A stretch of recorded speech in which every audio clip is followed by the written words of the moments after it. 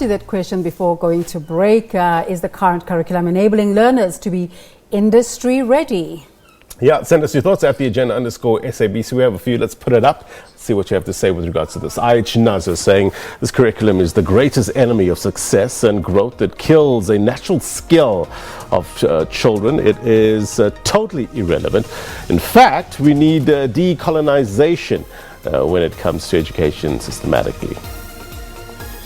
That's a big no for me. This curriculum is just confusing learners, so they can implement a curriculum that will make learners to be industry ready, not this current one. Unati says, industry ready where? This curriculum is the enemy of black, poor South African learners. Raisha Shoke Mutloong saying, how can it be where matriculants are still taught theory without practicals at school? But they are considering introducing robotics as well as coding. What do you think? Does this help? At the agenda _SABC. Desiree? All right, there's a story that's making the rounds now on social media. AmaBhungane having detailed how UK-based Deloitte received 2 consulting contracts at Eskom where it had partnered with auditing firm Nkonki Inc. For analysis, we're now joined on the line by accountant and political commentator Khaya Sithole. Khaya, a very good morning and thanks for making the time to talk to us this morning. One of the big stories today is what's happening at the State Capture Commission, and can I just say up front that I'm late to the party in terms of this story and the detail, but just that story again of how advisory firms built up this web, a network of siphoning money off out of Eskom.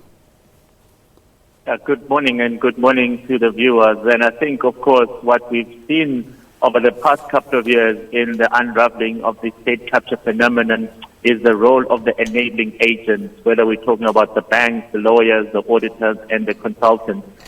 All of these things that happened over the past 10 years needed to have these legitimate entities that were seen to be, paragons of integrity and good principles. And if you can get them on board, it lends some sense of credibility to a lot of the things that you do. So what we're seeing right now is that AmaBhungane is reporting on how Deloitte itself was also part of this network of entities that are doing businesses with state-owned enterprises, but where what we thought was really the business model, what we thought was happening, was actually superseded by a lot of backroom deals that related to people that were trying to offload money from the state and using these legitimate contracts as a conduit to get money out of state-owned enterprises. And I think if you read what AmaBhungane has unveiled about Deloitte in particular, it's not unique, and I think what we have to really deal with is a question of how do we ensure that this never happens again.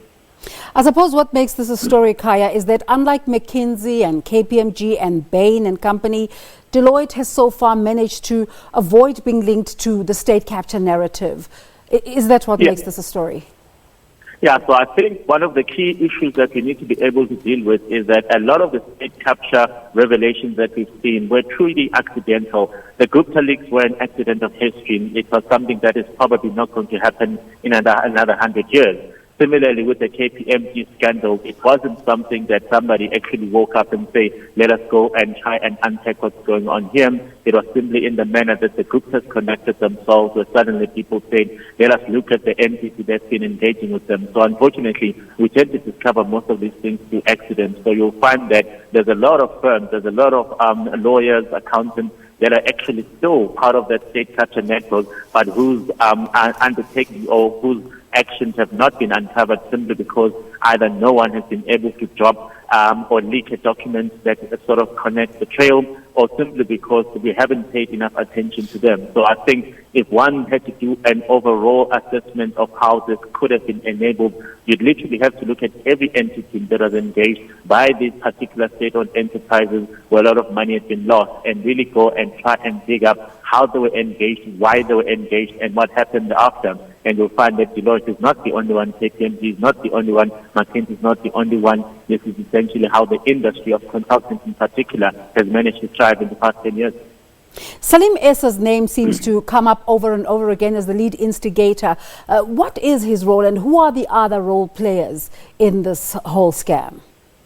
So I think what you always have to remember is that the key role players are always the insiders, the people that know that there's going to be a looming tender that's going to be put out, and this tender is going to be of a particular value. Now, those people are in a unique position to actually bargain their way into ensuring that their preferred suppliers are the ones that get the job. The problem, of course, is what makes a particular supplier a preferred one. Is it because you really believe that the quality of their work is so superior to everyone else? Or are these the type of people that you believe that if you can grease their hands in one way or another by offering them this tender, then these are the people that will always remember that you once did them a favor? And I think the reality here is that if you look at the type of people that were given the powers to sign up on this contract, whether they're looking at Transnet or whether they're looking at Eskom, these are the people that when you look deeper, you have to then ask what exactly was the basis for them recommending this particular entity? What is it that they got as perhaps a benefit on the other side? And remember, these are undocumented conversations, these are undocumented transactions. But if you hear, for example, that somebody like Nkonki Inc could go through an entire year without touching his own salary, you have to ask yourself the question, well, who was funding his lifestyle? And I think what we really have missed is really an opportunity to dig deep into all these procurement processes and really interrogate how the pricing is arrived at, how the tenders are drafted, how the scoping is done, and try to figure out who ends up winning and how they end up winning, because clearly the game has been rigged in favor of the people who know who's in charge of the process. Figures such as 207 million rands worth of consulting work are being thrown about here. I know Jabu Mabuza is not at Eskom anymore, but in October he came out and described the Deloitte's contract with Eskom as difficult to conceive as anything than less fair or equitable or difficult to conceive or transparent or competitive, calling them pure corruption, but also saying that Eskom employees bent and broke rules for Deloitte. Why was this done? Yeah, and I think one of the things that we always see as a defense that these particular firms always come up with is that they are not responsible for the procurement processes of a state-owned enterprise. They just simply believe that they won because they were the best placed people to win that. And you could say that perhaps is a form of a defense. But the reality is that we know very well that what we've seen in the past few years is that when somebody says, look, we legitimately bid for a particular contract, the best way to actually assess whether it was a legitimate process is to then have somebody from inside that state-owned enterprise either conducting a forensic audit or even just a normal internal audit, and then comparing the type of documentation that was provided by various service providers, looking at the scores that were allocated and looking at the pricing that was allocated. And in this Eskom case, Eskom clearly took the view that by looking at the document in front of them, leading to how Deloitte won this consulting contract, it seemed to have been a tainted process. And I don't think Mr. Mabuza would have simply gone out and said, I'm actually going to prosecute Deloitte for 207 million rand if there was no case that he believed needed to be answered. So the best document that we have is not what Deloitte says they have.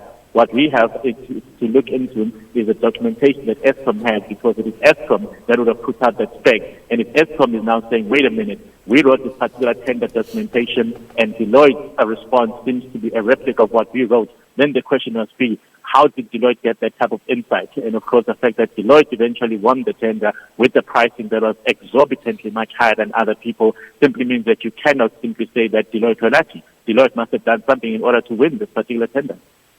Now, considering their financial challenges, does Eskom still have a consulting budget? And if it does, shouldn't that be scrapped? Well, the reality is that consultants still have to play a role to play in entities where perhaps the skill set is not comprehensive enough to cover all aspects of the business. And I think that's what we've seen happening in a lot of state-owned enterprises. We just don't have one comprehensive skill set that covers all angles of the business. Now, the big problem that we always have to deal with is once a business identifies that this particular activity is something that is so fundamental to our operations, we will always need it. Then perhaps you should stop using consultants for that particular exercise because this is something that is now fundamental to your operations. We saw the same thing with SASA and the payment of social grants. That is essentially what they exist for. So for them to keep outsourcing that particular function makes no particular sense. So in a case where you've actually identified what your core functions are, you cannot rely on consultants to execute on your job because essentially you end up not being able to take charge of your own intellectual property. You're not able to sort of have the institutional wisdom that you develop over time by doing things yourself. So I think we need to revisit the use of consultants throughout the state. How is Deloitte responding to these allegations? Well, of course, Deloitte was always going to deny that anything went wrong. Their CEO, Lwazibam, initially issued a 13-page letter to AmaBhungane, and on further interrogation, he then started changing particular aspects of his defense. And Deloitte was always going to take the view that all they were doing was simply submitting tenders for work, and they eventually won the work.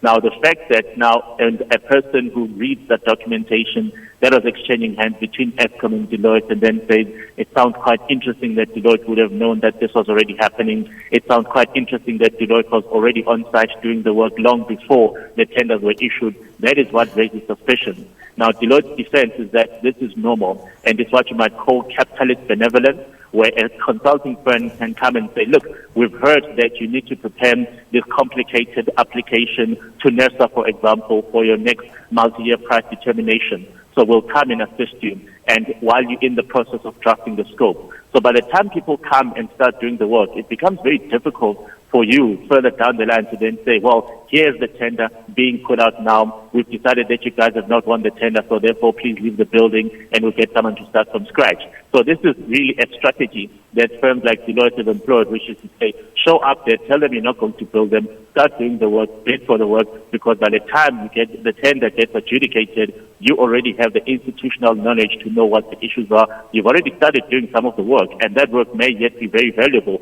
So it's very unlikely that these people will turn around and say, actually, stop what you're doing, we're going to start with somebody new. And that is a strategy that Deloitte Consulting used in the States. I don't know if we should credit him or AmaBhungane, but some people on social media have started crediting Pravin Gordhan for unearthing all of this rot. Do these revelations speak to the current factionalism or faction narrative within the ruling party? No. So for me, the way the whole Department of Public Enterprises has operated since Pravin Gordhan was re-elevated is that he tried to put in as many of the government specialists as he could onto the board. And of course, that came with particular criticism where, for example, in the Eskom board, people are asking, where are the technocrats, where are the engineers? Because he was trying to balance the governance aspect with the operations of it. And if you look at how the Eskom conversation is unraveled, he had a very strong leader of the audit committee, Cindy Mabasa, who would have been instrumental in really unpacking the financial shenanigans that went on in Eskom. I know that something similar is being undertaken at Denel and SA Express. So if there's one thing that Pravin Gordhan has managed to do is to get at least the governance component of this clean up operation underway. So this is why you are now seeing all these revelations relating to consulting contracts and all the money that was siphoned off. So I do think that it's actually the result of a process that was started sometime last year, and it's going to keep emerging. The results are going to keep emerging as we go along. Now, unfortunately, the politics are not going to stand by and wait for all of these things to happen. So the politics relating to who is in these enterprises, who runs the Department of Public Enterprises, is something that is beyond the scope of what the governance specialists are trying to unravel now. Deputy Chief Justice Raymond Zondo is making a request for the extension of the State Capture Commission. Does this pile on further work for him? Look, the State Capture Commission went wrong from the moment its scope was extended to be universal and cover every single aspect of possible or suspected malfeasance and corruption, which simply means that you could literally have it going for 5 to 10 years when people keep saying, oh, by the way, I've just remembered that 5 years ago this happened. So I think the inability to narrow down the scope to say, these are the entities that I want to talk about, and in relation to these entities, this is the information that I'm looking for. That is where the Zondo Commission went wrong from inception. Now, once you've opened up that can of worms, where you've literally said anyone who's ever interacted with a state functionary or a politician in relation to a state enterprise has got the license to come and make their testimony, it simply means that you are unlikely to know when you've ventilated all the issues, and you're unlikely to know when to put a stop to it. So I think that was a mistake that was made in that we failed to crystallize that we've decided these are the core entities where if anything goes wrong in these entities, it has a huge impact on the state at large. So therefore, let us look into corruption in those entities. Remember, the Zondo Commission does not replace existing law enforcement agencies. So there are other law enforcement agencies that are supposed to look into these things. Well, of course, the people that have things to say about what happened in those entities should be approaching those agencies. But to simply try and dump everything onto the Zondo Commission, given what we've seen are its limitations relating to how people want to present a testimony, then cross-examine other people, it's really going to take us forever to get to anything resembling a conclusion. There are so many layers to the story and we'd like to continue the conversation, but let's stop it here for now. But thank you very much for your time. Thank you. Sure. Bye. Khaya Sithole.